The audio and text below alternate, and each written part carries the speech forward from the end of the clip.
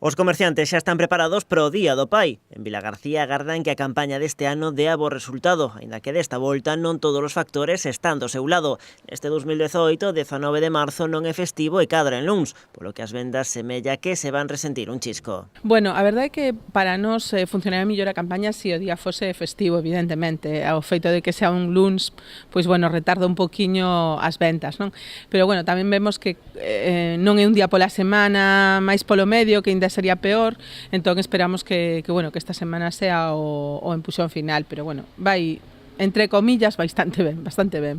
Entre os produtos máis vendidos, os clásicos repiten unha vez máis. Roupa interior, colonias ou garabatas manteñen o seu nivel habitual de vendas. Así todo, as novas tecnoloxías e a procura dun agasallo máis útil que vistoso están contribuindo a que as vendas se diversifiquen. De feito, sei que xa é habitual agasallar produtos tecnolóxicos como móviles ou tablets ou mesmo electrodomésticos. Hai infinidade de cousas, non?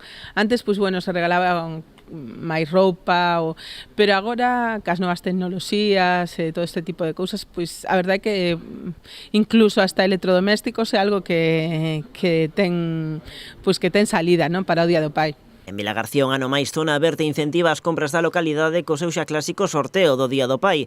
A Organización de Comerciantes vai repartir ata 500 euros. Faremos un sorteo en Vales Compra para, sempre por suposto, para un pai, porque, bueno, evidentemente este é o seu día, non?